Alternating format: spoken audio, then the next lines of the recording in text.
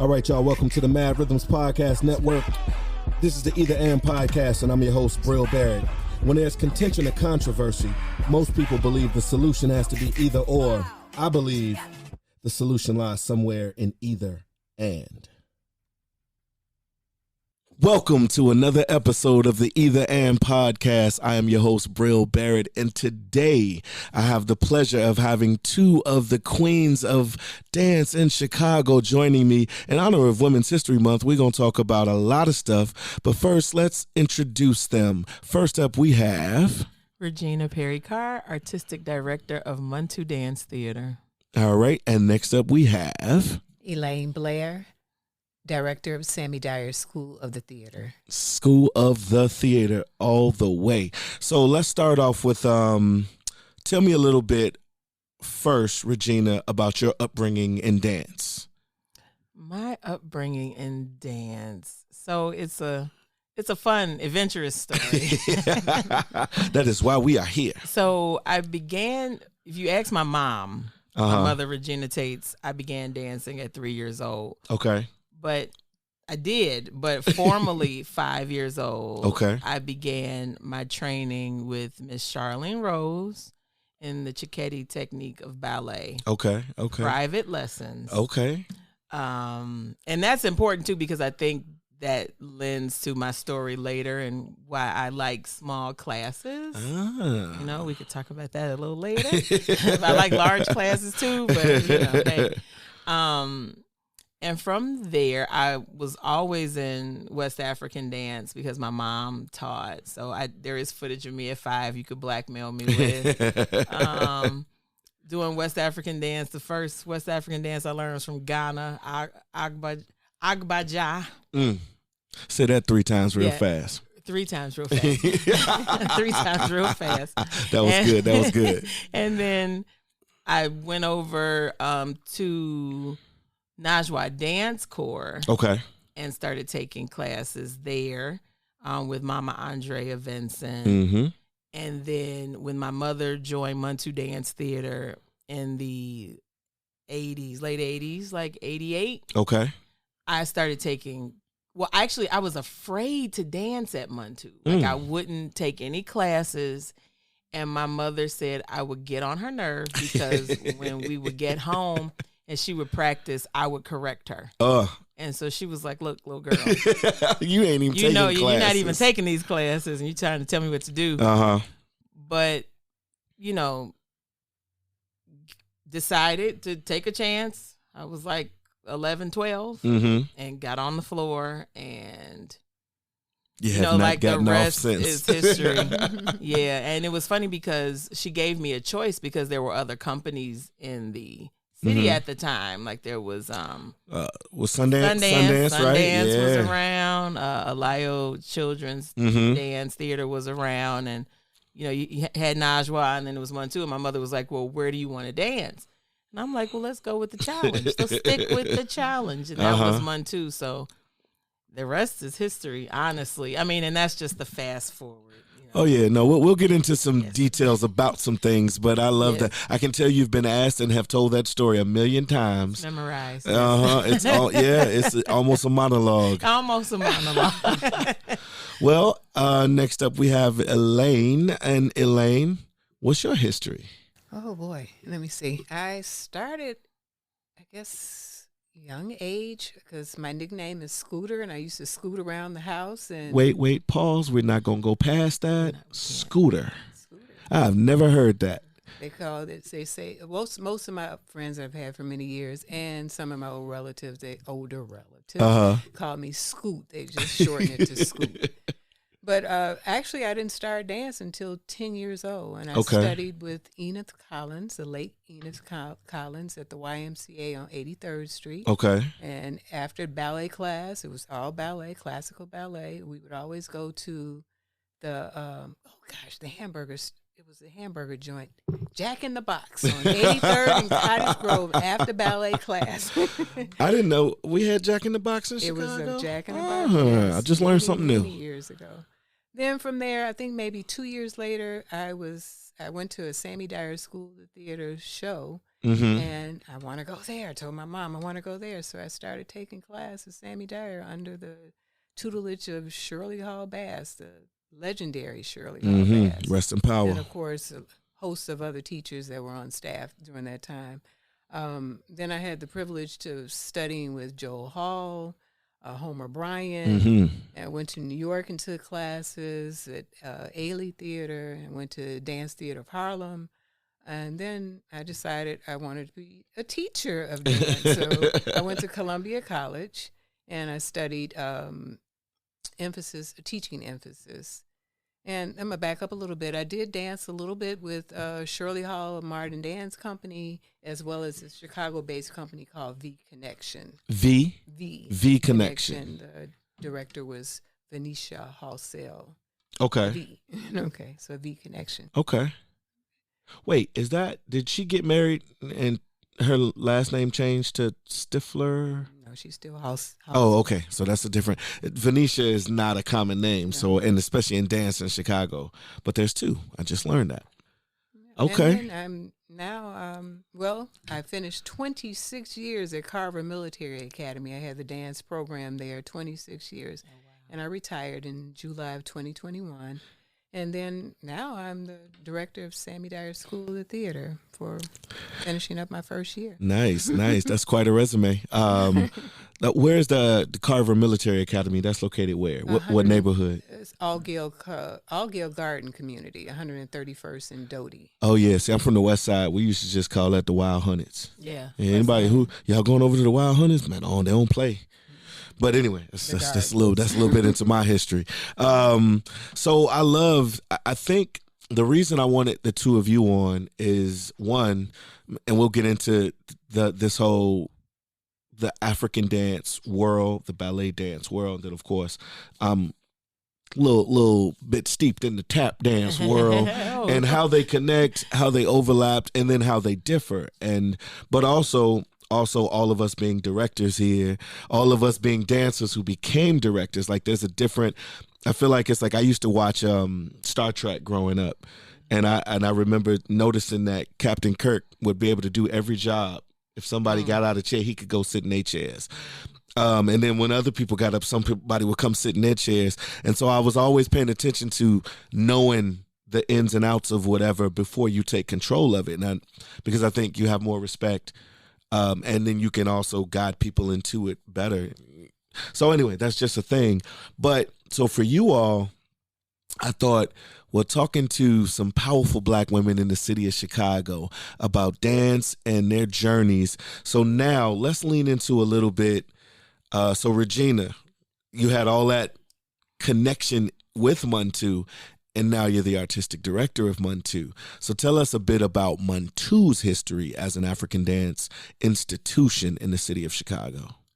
So Muntu's history within the confines of what we love, Chicago, started 51 years ago. Okay. I've been jokingly saying that we could celebrate our 50th for another 5-6 years, keep the party going. But 51 years of uplifting and elevating West African dance music and folklore, and not just West African dance music and folklore, but dances of the African diaspora, both ancient and traditional and contemporary adaptations of traditional and ancient dances from West Africa. But Muntu also being a theater, we focus on the African diaspora. So it really doesn't matter where our choreographers come to us from, whether they have dances from Jamaica or South Africa or Cameroon, Nigeria. The professionalism and the knowledge of our dancers, our professional dancers, lend us to be able to tell stories and folklore throughout the diaspora, no matter what, as long as it aligns with our mission. And that is to uplift the culture, just at its base, to tell the stories. Okay. One question comes to mind. It seems that all the African dance companies in Chicago, everything is based, for the most part, in West African dance. It seems. Why is that? Ask that question again, sir. It seems that all the African dance companies in Chicago, they're all based in West African dance. Why is do that? I think that everything is based in West African dance? Well, I will say this much. And I look over at Miss Elaine. I forgot there's a camera on me, too. We got all them little looks. So, all the looks. With Muntu being 51 and one of the pillars, one of the grandfathers, a lot of the instructors, or I should say teachers, legends, and let me talk a little bit about Muntu was founded by Lyle Talbert, but there was actually a group of artists unifying humanity through cultural creativity, UHCC. Okay. And that was in the 70s, so that was a real deep group of people. Through that organization, Alayo and many artists founded Muntu Dance Theater. Okay. Then Papa Abdoulaye Camara took over upon Alayo's transition, making his transition. Then Amaniyea, when Papa Abdoulaye left, Amaniyea Payne came to the organization. She was there for 33, 34 years. All of their specialties were in West African. So I think West African is what made its way over here first. So all of the proficiencies in dance from the African diaspora, all of the stories were coming directly out of West. So we're like a bunch of little lineages of the information that came over here, through the early 70s. So I think people grasp onto that because that was the information that was brought. Whereas they, you had Jean Toit here who taught dances from Ghana. Okay. But I think it's the West African and the way it blends into theater and where you can take artistic license. And it's exciting. Okay. So I think that's why people kind of grasp to the West African. Okay. And then also West African, you can almost write your own stories. Right? So if you are in a place where it's heavily populated and there's a lot of knowledge and culture, you're held to a more interesting, or a higher standard. Versus if you take West African and let's say you've only seen one or two YouTube videos, you can go out to, Timbuktu, Illinois, put two things together and say, hey, look, I'm the foremost of knowledge. So I kind of think that West African, we're in a place where you can still kind of write your own story depending on who you're around. Okay. So I think it takes a lot of integrity and a lot of responsibility to go and do the studying and make yourself like a lifelong student of the culture. But I feel like the information is more rapidly coming from West Africa. Okay. If it was, we had people do South African dance and everything, but South Africa has its story. Right. So it wasn't like a lot of African Americans were running to South Africa to get some information. You know what I mean? Okay. And that was all the way up to the 90s. Yeah, that's true. That's true. Apartheid. Yeah. But that makes sense because in my mind, it's just because that's where a majority of our ancestors came from that ended up here through the slave trade. Those that came that route, because there's a whole bunch of conversations going on right now about those of us who were here already. Yes. And on the Either And podcast, I subscribe to the theory that some of us were brought, some of us were here, some of us were explorers that came of our own free will, and together that makes up our population. But those of us that were brought, West Africa was mainly the ports that everybody was brought out of. But when you think about it, you were punished. You could not hold on. Like to be inside of American civilization, to assimilate, you had to lose your information, lose yourself. Yeah, absolutely. So it's not like we were past certain things of West African tradition because you could be so severely punished for carrying that information. You know, and I think that's how we get those adaptations of all these wonderful other, you know, all these other wonderful dance styles because of those, you know, magnificent, you know, I want to keep something. Yeah, so let's hide it.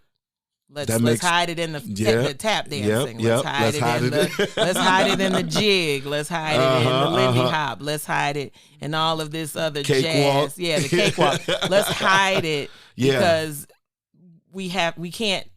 What West African culture was deemed uncivilized. That's right. So I'm an advocate because, believe it or not, it's still so new. You know, and it's still so fresh, and there's still so many opportunities to learn. And I'm a person who says, I know 1% of 1% of 1%. I like that. Because I don't fully speak the language. There are hundreds of languages. You know, I was just getting a hold of Wolof in Senegal, and then we go to Casamance region, and they throw Jola in there. And I was like, well, you're not speaking? No, this is Jola. This is Jola Buluf. Oh, that's not Wolof. Oh, man. You know what I mean? So as soon as you're getting a hold of one, my French is growing. Right. But, you know, there's so many hundreds of languages, so you cannot ever know all of anything until you speak a language fluently. That's right. Okay. Well, thank you for that. You're welcome. Now, the legacy of the Sammy Dyer School of the Theater. So you said, Muntu, 51 years? 51. What's going on with the Sammy Dyer School? 90 years. 90 years. Come on. I knew she was going to outdo. So talk to me about that legacy. I know a little bit of it because I too am a product of the Sammy Dyer School of Theater. But of course, I want you to share it. Hopefully I can give you that information. Oh, wow. Sammy Dyer has been a training school. And the late, great Sammy Dyer, he wanted to provide dance training for people that did not have enough money to provide them an opportunity to take class and to learn different areas of dance, ballet, tap, jazz, acrobatics. That we just recently, within the 5 years, have added hip hop, and we had African as well in our some of our dance training.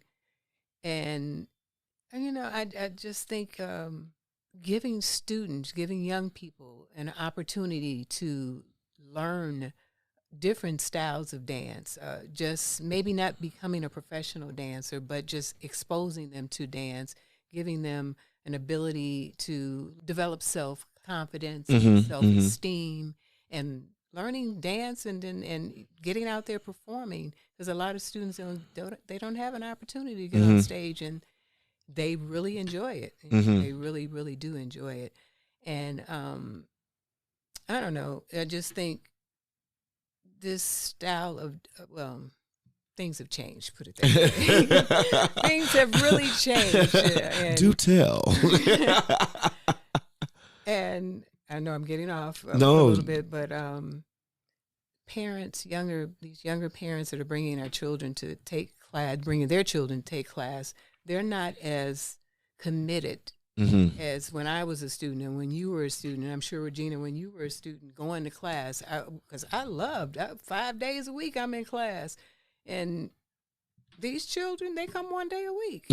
And their parents, and I can't fault the child because it's the parent. The parent, they're not bringing the kids consistently. But they do expect their children, why come my child doesn't know how to do this? Why come my child can't go to the next level? You know, but you don't come on a regular basis. And then I said, it's not like grade in school where you go from from first grade to second grade if you pass all the tests. And I said, well, in dance, especially for Sammy Dyer, because we only meet 1 day a week.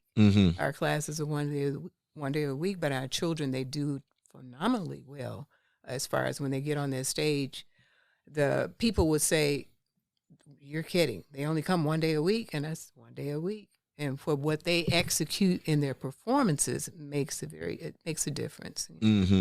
Well, you made me think of something about commitment. So when I was a child going to Sammy Dyer, it was a full family thing. My mom couldn't afford it. My aunt brought us all, me and my cousins. My aunt, she was the transpo. My uncle was working in corporate America, so he would kick in some money.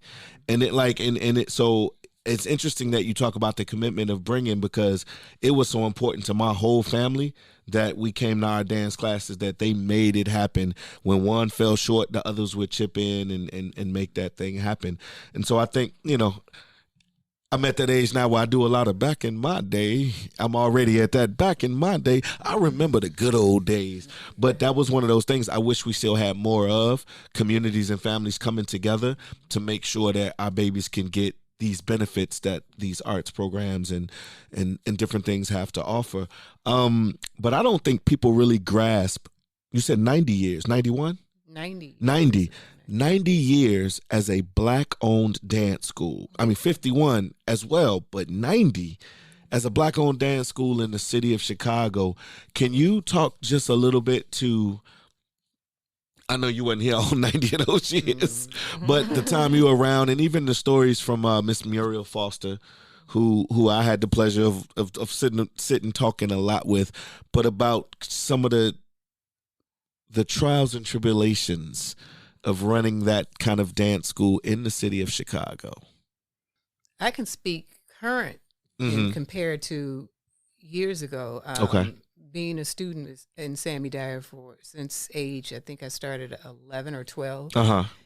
We had so many students. And at one time, I'm not sure if it was accurate enough, but we had those placards that we would put around on the street poles and in the stores. It said Sammy Dyer School of Theater's annual production, and a cast of 365 students. Wow. I'm not sure if we had 365 students, but we had a lot of students. One for each day of the year. A lot of students. Miss Bass, well, she's the one who put it out there, 365 students, but we did have a lot of students. I would say it would probably be close to 200 or more, and maybe started out and then fell off towards the end of the school year. But I said that to say I lost my train of thought. That's why I don't like to talk.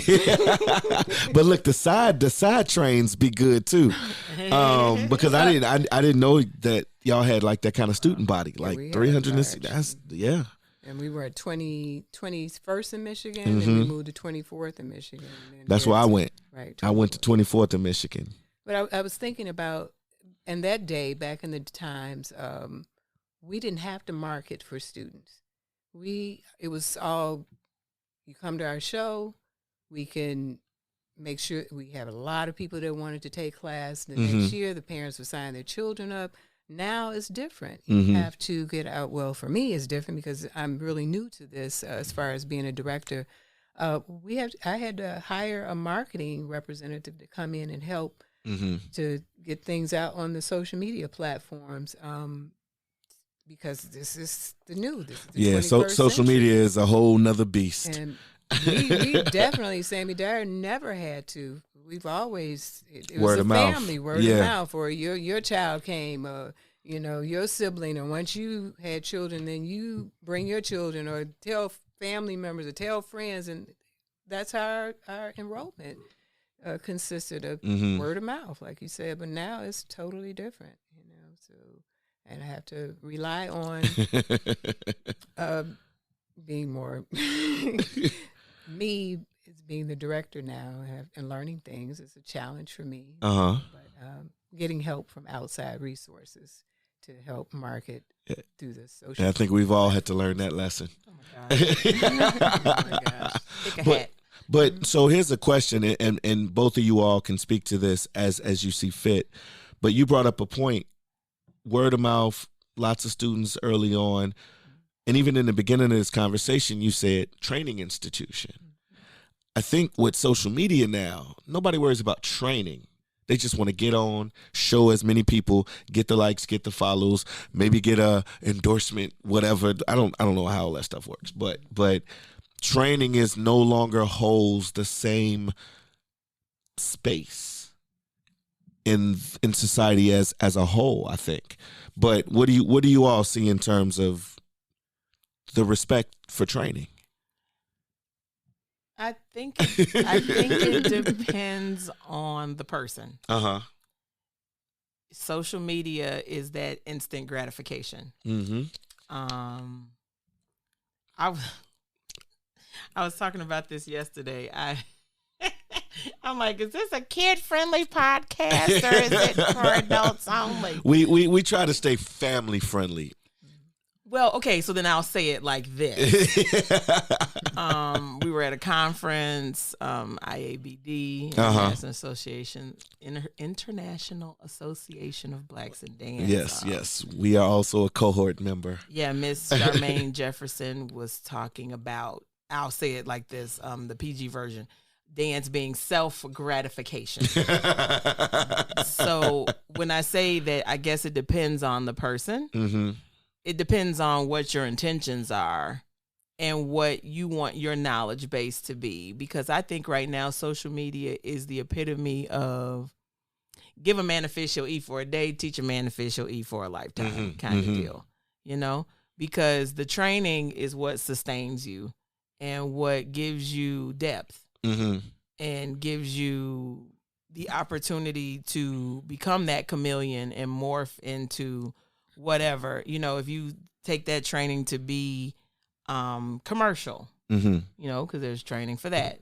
Or if your aim is to be in a dance company, whether it be ballet or whether it be, you know, modern or West African, it depends on your mindset. And if you grab a cell phone and hit up a little 2-second TikTok video and get 19 million views because you've never taken a day of dance in your life, and now you're a dancer. And now you're the go-to dancer. Now you're the go-to dancer, and you have to say it like that. You can't just say I'm the go-to dancer. You have to say it with bravado. The go-to dancer. And you just did like a 30-second TikTok video. It just depends on the intention. So I am one of those people where it's like a yes and everything else. Like I kind of feel like that there are people who really want the training, but I think that there becomes this divide because the people who do bust their behinds to train are looking at the other folks that are doing these 30 seconds like get your whole life. You know what I mean? Yeah. So I think that there is that moment where it's great to have these kind of conversations to understand like, you know, what the intentions are, you know, of the person and what they're intending to do. Yeah, and I think just Mad Rhythms has definitely adapted the either and, you know, social media approach. And I do agree with you. I think it's what you're going to do with it. I mean, a young man came here to photograph for Star Dixon had a Valentine's Day tap workshop. And the young man came to do some photos. It was a student back in Sundance days. Oh, wow. His name, Rich. Is his nickname. Okay. But anyway, he came in and he was talking to me and he said, man, I like the podcast studio. Did you go to school for that? And I was like, yep, YouTube University. And so, but it just, that story makes me think of like I use YouTube to figure out a lot of things. Anything I don't know now, I go to YouTube and see if I can get help. And it has become literally a stream of knowledge to add to the base that I already have. But I also ask people I know that are experts in the field, and if it's something that could be dangerous, i.e. I call an expert. And I think all those things, if you translate that to dance, yeah, you can learn so much off of social media and doing these challenges and all that stuff. TikTok, I mean, they booming with the dance challenges. But it's funny, I always notice the difference when dancers do the dance challenges versus just the regular kids who don't dance doing them. And I'm like, see that? You know why that looks like that? Because there's technique, there's training there. But I also, but you're right, but if the kid gets 1 million likes and views or whatever, they'll never even pay attention that the dancers look a certain way doing it. And exactly. And if that person wants to transition into TV or transition into theater, we don't know those struggles because there are certain, you know, foundations that weren't established. You know what I mean? So we're right now, the social media is the king of that raw talent. You know what I mean? And there are some people who just need the opportunity. Yeah. So I love it for all of the all of the above. Right. I love it for all of the above. And I think, I was taught at a very early age, a little bit of knowledge is a very dangerous thing, right? My father was a doctor, and I want that on the shirt. A little bit of knowledge is a really dangerous thing. And I got to tell the story. It was a medical book, and my birds and the bees talk was real interesting. And it was like, if you do this without that, you're gonna get this. And I was like, I'm dying. He like, read the book, Regina. Read the book. I'm like, that's all you had to tell me was, to read it, not the one sentence. Right. Read the 1,000 sentences behind it. So I think that's the moral with the social media. Mm-hmm. It just really, to me, depends on the intention of the person and if they're training, what they want to know when they get in that competitive field. Mm-hmm. Because that's the other thing. Social media puts you in a silo. Yeah, it's just you and your camera.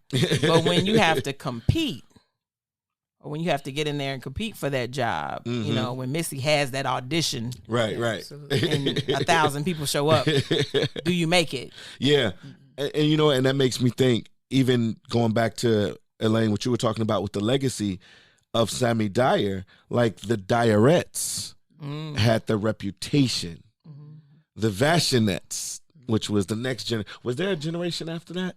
The junior Dyerette.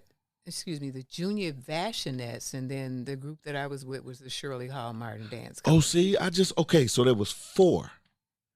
Well, there was the Dyerettes, the Vashinettes, the Junior Vashinettes, and then the Shirley Hall Martin Dance Company. Okay. And that was the reason where Idella Reed, Benita Breuer, Regina Evans, Sharon Robinson Hightower, myself, and a few other ladies too that were part of that group. Okay. See, I just learned some things there because I've been saying Dyerettes and Vashinettes for years, but I didn't realize that their legacy went so much more in depth. Training. So you've had a lot of training. What made ballet the thing that spoke to you or connected? I guess because I started out with Enid Collins with ballet, strictly classical ballet. That was always a love of mine. But I began to enjoy, when I came to Sammy Dyer, taking many genres of dance, the tap, which was not my forte. I enjoyed jazz and enjoyed the modern. Acrobatics, I didn't do that great in acrobatics, but we had to because we had to take it. Sammy Dyer, you had to take all of those classes. You had to be introduced, and that's a great thing. Now, in our time, you have an option. Only thing that we mandate for Sammy Dyer students, ballet is mandatory. Mm-hmm. So back in the day, we had to take ballet. We had to tap, acrobatics, jazz, and theater too. We had to take theater classes, and singing. So if you didn't like something, it was because you tried it and didn't like it, not because you just never wanted to try it. And I think that's a distinction I wanted to say out loud because I tell kids that a lot. I'm like, just try it. If you don't like it, at least you know that you don't like it because you tried it. Because I don't like tap. Have you ever tried it? No. Well, how you know you don't like it? I go through that all the time. So what would you say, and I kind of got into this conversation a little bit with Miss Muriel Foster, about the Sammy Dyer School. When I was growing up,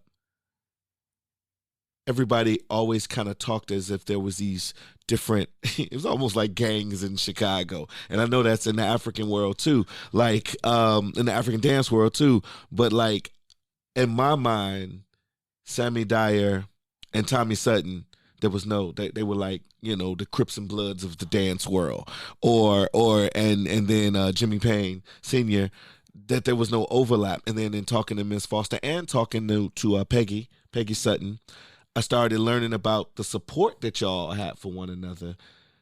And I'm like, nobody ever talked about Mr. Dyer taking all the kids and Mr. Sutton bringing all the kids and all that stuff. And I don't think there was any rivalry in the earlier days. I wasn't there in the 60s. The late 70s for me, I don't remember we always embrace one another. Tommy Sutton School, Mayfair Academy, Fieldcrest, Sammy Dyer, and lots of other dance schools that I can't remember right now. We've always embraced one another, always supported one another, never downplayed one another. Yeah. So today is a little different. You know, there's so much competition, you know. But I think it's important for people to hear that. And then what about in the African dance world? Is it a similar, the kind of same situation? I would say it's a similar situation because I remember when I was young, and I'm still young. But when you were young, when I was younger, I took class with everybody. I took class at Sundance. I took class at Najwa. I took class at Muntu. We went to conferences.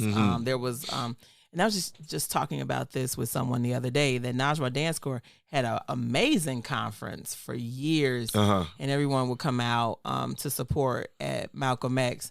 So when I was younger, the energy was very united. And then, you know, we had awesome events like the Kwanzaa at Malcolm X, where you would get to see everybody from the city and such things like that. So there were so many unifying events.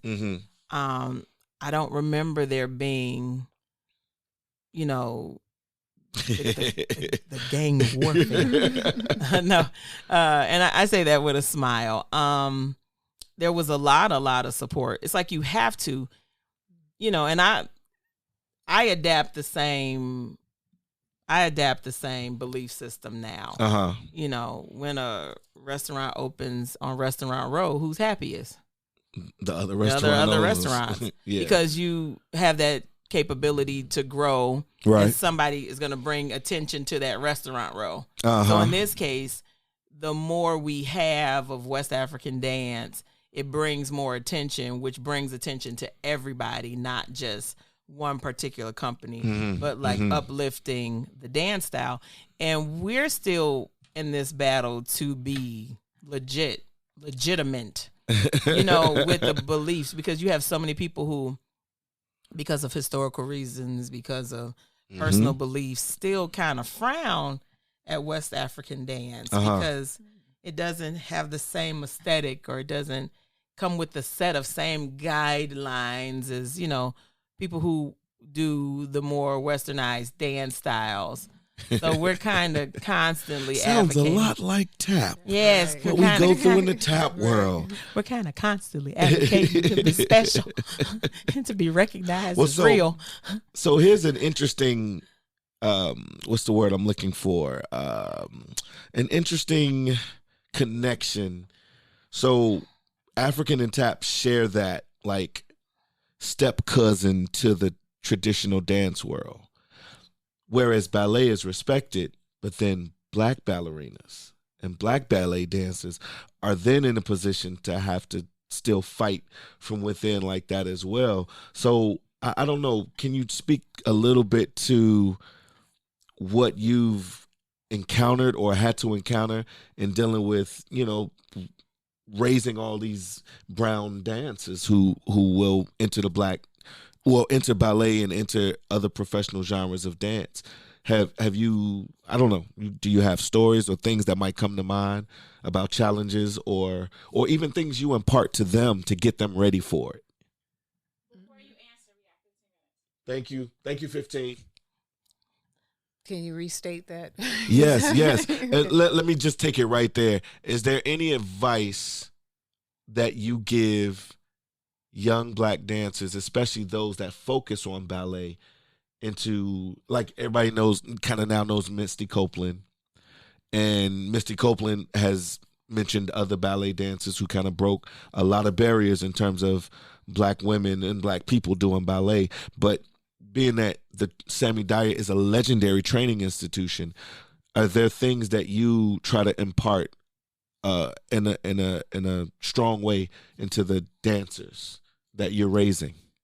Well, we're not strictly a ballet school. We have various genres of dance, and I guess because we tell our students ballet is your foundation of dance, you know, you need to have a strong foundation, a strong base, to have some technique, you know, as you continue pursuing your endeavors of being a dancer. Mm-hmm. I think that would be the main thing, is just to enforce them to understand that ballet is very important. Technique is very important. If you want to be a well-rounded dancer, you have to have that base, that foundation. I like the second way you said that. Because the first way, we've had those conversations. So do you still think ballet is the foundation of all dance? I do. I mean, because it gives you some technique, some form. I mean, you can take a jazz class or a hip hop class, but if you don't know the terminology, but hip hop doesn't use any ballet terminology. You're right. Hip hop doesn't, but in jazz, it may say do a pirouette or do a time, yeah, that's true. A That's true. Or a grand jeté, that which you learn in ballet. Tap, of course, you don't use too many. Maybe plie, bend your knees or something. Well, and that's because.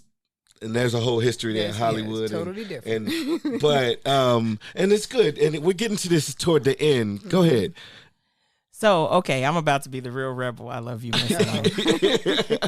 But I always say West African is not the absence of technique, but the presence of all technique. So I feel like ballet is the universally accepted language of dance. Where when you take, no matter where you are, whether you're in America, Europe, anywhere, a plie is a plie. Yeah. Tendu is a tendu. Yep, we talk about that. Language is what makes it the universally accepted. But I'm always going to advocate that the foundation of dance is the African, is West African, South African, Central African. It's the base of that. Are you being biased? No, and it's not. It's more so. It's coming from that center. And then I've had an interesting conversation with you need to talk to.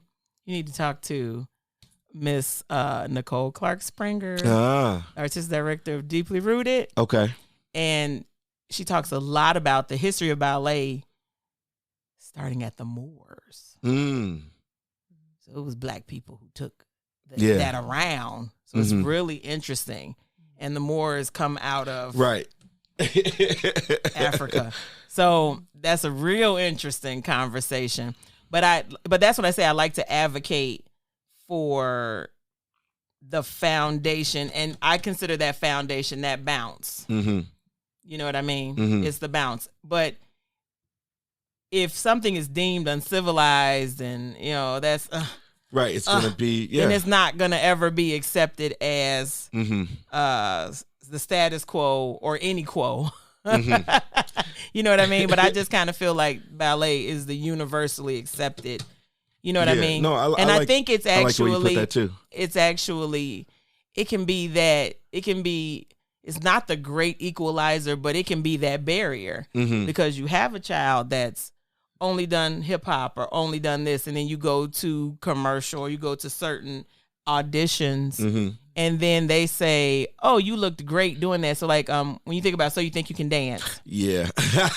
And then you would show your natural talent, but now show me this grand jeté, and you're like, "What in the deuce is that?" You know what I mean? So, I think it could be. I think it's that barrier also to disenfranchise. I think it's different now, but I know back, at least in my day, when I took ballet, and I took it first because my mom's mindset was, "Hey, you got to take ballet because you got to know." You know what I mean? I've heard Debbie Allen quote, "If you do two styles, ballet and West African, you can do anything." I believe that too. I believe that you have to have that duality. But ballet, I loved it for the grace. I think it's given me great grace. But my booty never cooperated. It was like B flat. I'm like, it's tucked, lady. Yeah, you know what I mean? My it was I remember for those my. days. You know what I'm saying? Yeah, my mom used to tell me those stories too about when she took ballet class, and the teacher would. All the black girls, they keep telling them to flatten their butts, and they looking at them like it's there. It's not gonna get any flatter, going anywhere. You know what I mean? Yeah. So I think, but once again, I think that there's beauty. Well, one, I'm a dance advocate. I'm a well. dance advocate, you know, but I like to recognize where it's been used as barriers. You know, it's been weaponized. It's totally been weaponized versus, you know, having it all inclusive and such things like that. But I do think it's absolutely necessary to take you wherever you need to go. But then I think that you really look at the where dance starts. And I was just talking to my students about this the other day. Like, where does your movement begin? In your center. Oh, you was asking that out loud. Yeah. I thought you was. I paused for the effect. No, but your dance starts, you know, it starts there. You know what I mean? And so I feel like because it starts in the center, it starts with a soul, starts with a spirit. And that's African. Well, and I will say, I'm glad we got to this part of the conversation.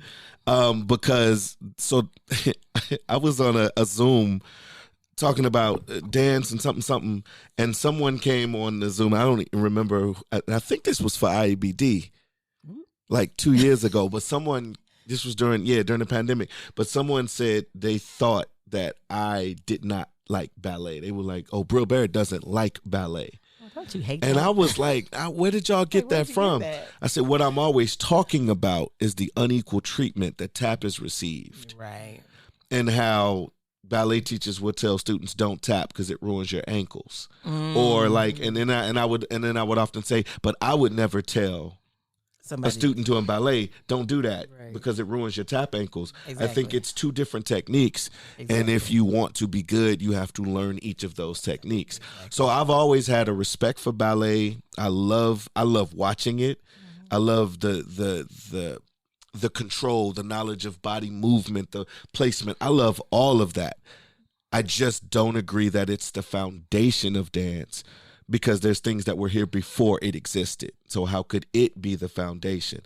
That's where I live. But people take that to go, oh, he's always talking against ballet, or he doesn't like ballet. And I'm like, nah. I think anything that takes you from this to that, in whatever way that is something to be respected. And again, it's a beautiful art form. So I just wanted to say that again, especially for the either and. I love that you quoted Debbie Allen, because that's perfect for the either and. Take West African, take ballet, and you can do anything. I do. I like that. Yeah. So we got there.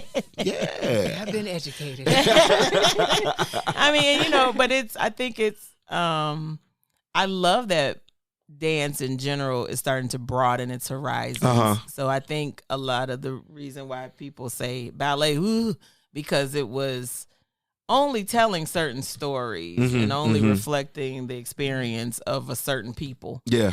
And now that you have a more diverse set of storytellers, it's becoming more interesting. Yeah. Absolutely. You know what I mean? So, and Broadway's getting his hands on everything. Yep.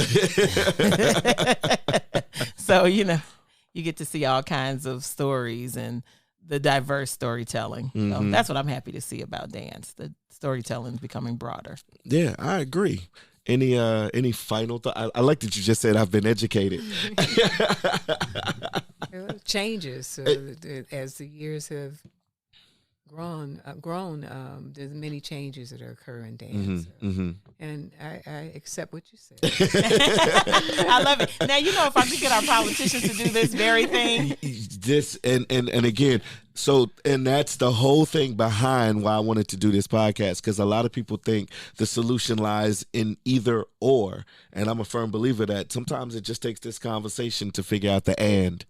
And I think, again, quoting Debbie Allen, one of our greats, one of our legends, you put it out there on the table. Just take both, and you could. It's either and. It's either and. Yeah. See, that's what I had always been told, and now I have to look at it differently now. Because I've been told it has been embedded in me that ballet was your training, your technique, and your base, your foundation for dance.